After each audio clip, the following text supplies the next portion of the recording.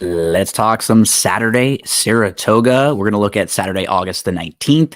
I want to remind everybody that the DRF Daily Racing Form has a full Saratoga handicapping store with past performances, DRF picks, clocker reports, and then on Saturday, betting strategies, individual race betting strategies, picks for each race, analysis, suggested wagers from David Aragona and Mike Beer. Every Saturday, you can get those betting strategies. So I'm going to take a look at a couple of races on Saturday. There are a few graded stakes races on the card. I have 3 plays throughout the day that I want to take a look at. Now, remember, I'm going to be looking at the Daily Racing Form Formulator past performances. You can actually get these past performances for free when you sign up for DRF Bets.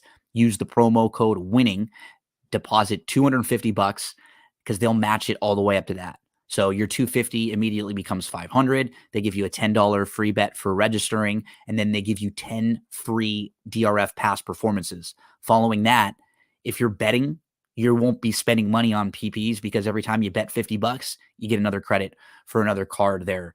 So let's take a look at Saturday, and I'm going to look at the 2 graded stakes races, and we'll look at one more race on the card with 7, 9, and 10 for me. 7th race is the grade 2 Lake Placid. And it just feels like there's a lot of speed in this race, a lot of early speed. Heavenly Sunday, she can sit a little bit, but she wants to go. Her best races are when she's right on the front end. You've got Glorious Princess, who's fast. She really wants to go. She wants to be forwardly placed in here. You've got Soviet Excess. I think she really wants to be close up and she wants to sit in here. Surge Capacity. She also wants to be close up. She showed in her last start, though. She has no problem sitting. And then you have Prerequisite. She wants to be forwardly placed. So I think in this field, there's going to be enough speed to where they're going pretty good, and there's an honest enough pace in here. And so now I'm looking at horses who I think can be sitting and coming from off the pace. That'll give me a few. Asprey fits really well. She looks like she should get the setup. Like, no real knocks on her. I just sort of think that the 4 Tax Implications could get the same sort of trip and might be able to offer us a little bit better value. So you have Asprey, who comes out of the Belmont Oaks, whereas you have Tax Implications, who comes out of a grade 3, and she's now going to go 3rd start off the bench. She looks like she's improving. She feels like she's going to get the trip. And in both of her last 2 starts, it's not as if she was bad. She just had to move early. In another one, she was wide last time out when Surge Capacity was able to get that inside trip.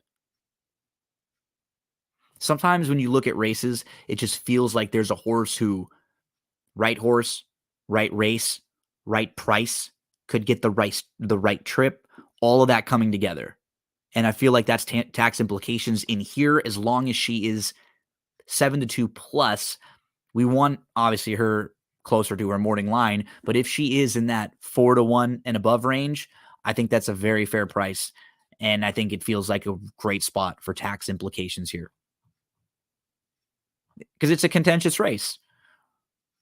And it's not as if some of these speed horses are all one-dimensional, but I do think their best races are all when they're really close to the lead. So they'll at least be kind of jockeying for position early and then maybe try to take back. And if they go quick enough early and all soften each other up a bit, Tax Implications gets the trip. The number 4 in race number 7, 5-1. I wouldn't want to play lower than 7-2, though, on that one. We move to race number 9. This one is the grade 1 Alabama. 3-year-old fillies going 1.25 miles here.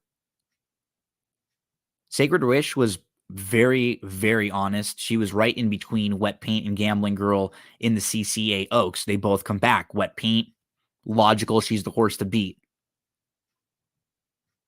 With her running style, though, she's always sort of fun to line up against, because you know she's not going to be right on the lead. Other horses might be able to get the jump on her. So continuing through the field, you have Chocolate Gelato, who will make the 2nd start back this year. Gambling Girl, she'll make her 2nd start back since the Kentucky Oaks. Randomize was a nice winner last time out against Softer, earned a good speed figure in doing so. The horse who I'm going to end up on is Defining Purpose. Now, she was a winner in the Kentucky Oaks last time out, and yes, she did get a pretty soft trip, but she's that type of filly where she really does put herself in a good spot more times than not.